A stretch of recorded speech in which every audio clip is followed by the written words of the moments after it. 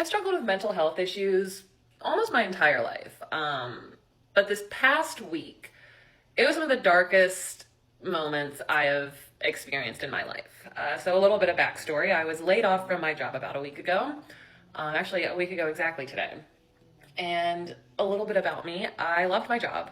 I was a very good employee. I show up early. I was a bartender. I had relationships with all of our regulars. My coworkers liked me. It was a really good job, and I really enjoyed it.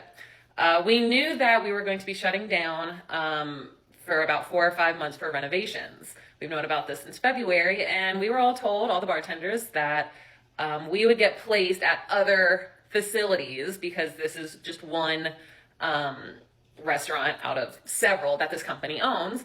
We were told we would get placed at one of these other, restaurants to bartend to get us through those 4 or 5 months.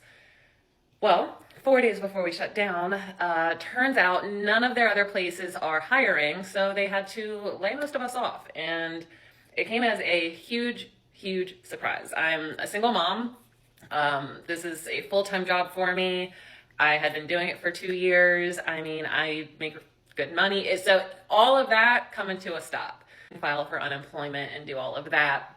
But you only get so much with unemployment, and it's going to be a fraction of what I was used to bringing in.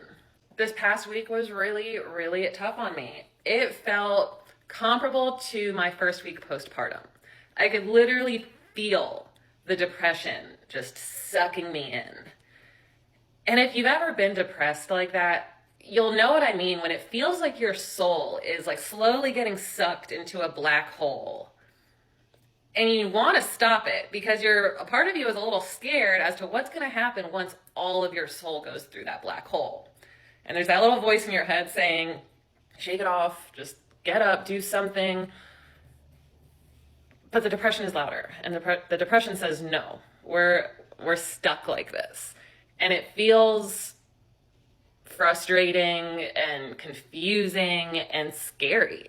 You feel yourself becoming a shell of who you are. I was pushing my loved ones away, canceling plans, just shutting down, trying to self-implode, because that's what my brain likes to do when I'm handed bad news. Is it can't just be the bad news and we move on. No, it's bad news, and now let's also destroy the rest of your life. So yesterday I wake up and I do nothing for the first half of the day. I'm just staring at my phone. My boyfriend was off though, and he woke up and he said, let's go to the park. He forced me to go to the park so I could try out my new camera. We get to the park and I am just miserable.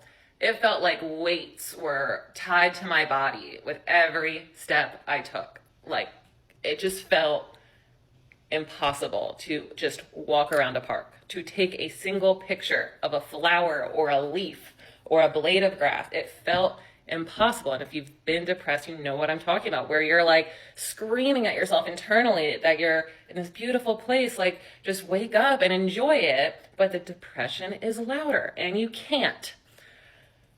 So my boyfriend's, he's being patient, but I can tell he's getting a little frustrated because I'm just a shell of a person. And eventually he goes off to the bathroom and I find a bench under this big live oak tree.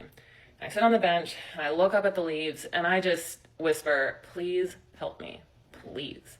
And I started sobbing. I sobbed under that oak tree, and I had in that moment a flicker. I don't know what it was, but it was like the teeniest, tiniest spark. And that spark was enough to get me to stand up and take my first picture. And I did. And I would love to tell you that the rest of the day I was happy, I was cured, my depression was gone, the oak tree took it all away from me. But no, that's not how depression works. I will say I had that flicker, I was able to stand up, I was able to take a picture, I took a couple more pictures. But then we get in the car to drive home and I cried.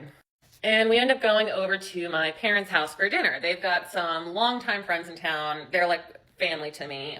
So we go over there for dinner, and it was nice socializing. I had not talked to another human besides my boyfriend and my daughter in a week. Really nice just talking to people. And that's when it hit me. Having a job doesn't just bring you money. It brings you structures and routines into your life that really contribute to the human experience. It gave me a reason to interact with other humans every single day. I talk to strangers on a daily basis at my job. It gave me a reason to take a shower and put makeup on and get dressed and look nice. It gave me a reason to drive my car, to go outside. It gave me all of these structures and routines, and then all of a sudden those were all ripped away from me.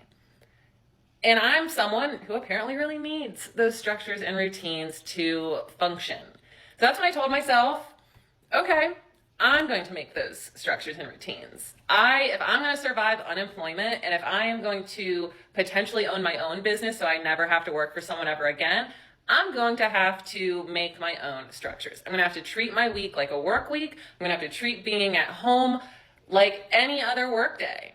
I need to shower. I need to get dressed. I need to eat 3 meals a day. I need to go outside. I need to make reasons to communicate with people. I need to create those things. They're not just going to fall into my lap. And it's going to be a loose routine, a loose schedule, because I'm not going to try to become some productivity guru and then set myself up for failure when I'm not able to reach my daily goals or whatever. But loose structure and loose routines that I can fall back onto every single day. And I have things on my to-do list now that isn't just doing laundry. It's things that are actually meaningful that will progress my life.